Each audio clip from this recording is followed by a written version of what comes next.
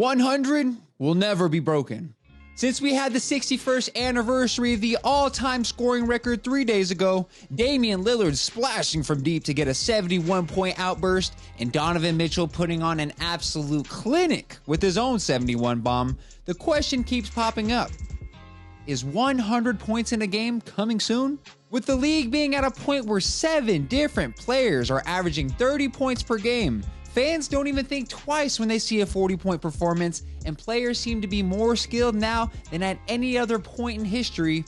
It seems valid at the surface. So let's go ahead and inspect what it would take and who would have the capabilities of completing such a feat. Before we get into who could break Wilt Chamberlain's 100-point record, yank that like button, swanton bomb the subscribe button, and turn on those young post notifications. Thank you, GOATs. Starting off with the record itself, the conspiracy theorist in me occasionally does question the validity of Wilt's performance, or maybe I'm just mad that such a record wasn't even recorded.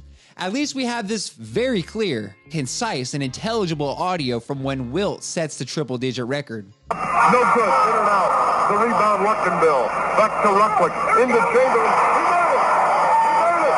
He made it! I can't lie, it sounded hyped to be one of the 4,000 people in attendance at the game, but anyway, Wilt was obviously a dude who knew how to put the ball in the basket, getting his 100 mark by running the floor in transition, using his famous fadeaway, or being taller, stronger, faster, and more agile than everybody else to catch a lob and throw it down. But Wilt also had the absolute green light from Warriors coaches and teammates when the record came in close, as when he slammed in his 79th point with 7 minutes and 51 seconds left in the fourth, reports of the event stated that the crowd, his coaches, announcers, damn near everyone in the building was chanting out, "Give Wilt the ball," with accounts that state there were multiple possessions where teammates passed up open layups and intentionally missed free throws to allow more possessions for Wilt to shoot the ball.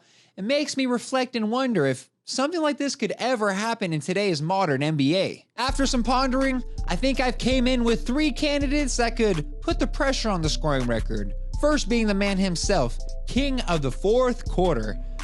Not that one. This one, Damian Lillard. The most recent absurd scoring showing we've seen in an already ludicrous season. The guy from the Modelo commercials showed us all why he deserves to be in the category of best shooters in the league, regardless of his squad seating. Hitting on all cylinders, Dame Dollar came out 13 for 22 from behind the arc, 14 for 14 from the free throw line, and 9 for 16 from two-pointers in 39 minutes of action, all in regulation. Initially, we might look back on this performance from the numbers and say 71 points with 9 more available minutes of playtime?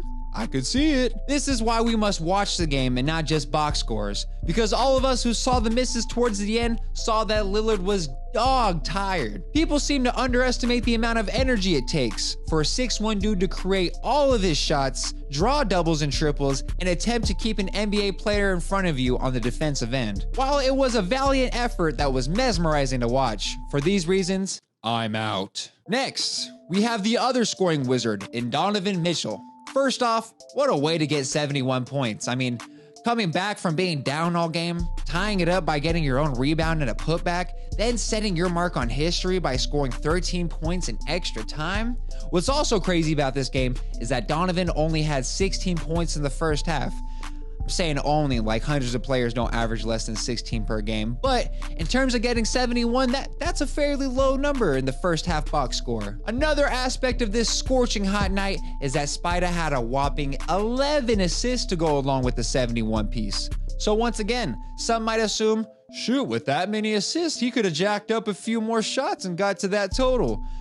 Well, you tend to get assists like that when people are quadruple teaming you. He had to make the right plays to win a game that they had been trailing in. Let's also not forget how hard that game was to watch at some points, as D-Mitch got to the line 25 times in a single game, with an anomaly amount of free throws and overtime, and the way defenses played on a rim attacking shooting guard like him.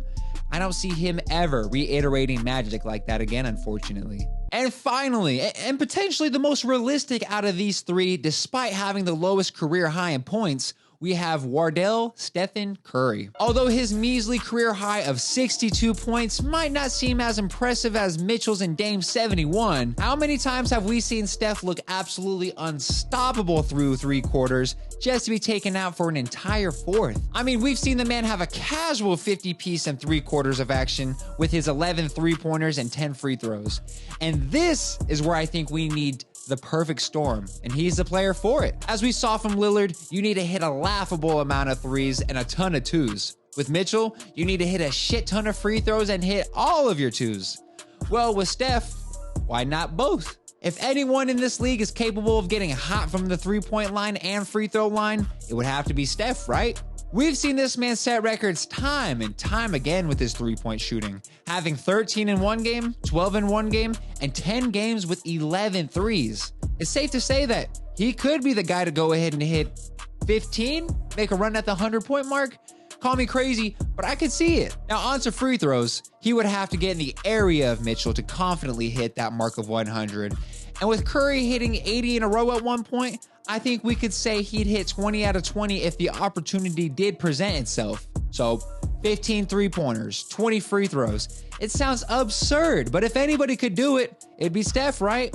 Well, that still leaves him with 35 more points to go, even if there was extra time added in a close game. I just can't be confident that Steph would put the ball in the hoop 18 more times from inside the arc, especially with the defense recognizing that he's that hot.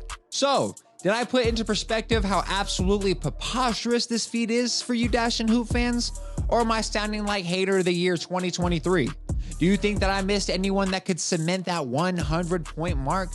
You let me know down in the comments below, ladies and gentlemen. And as always, y'all have a phenomenal rest of your day.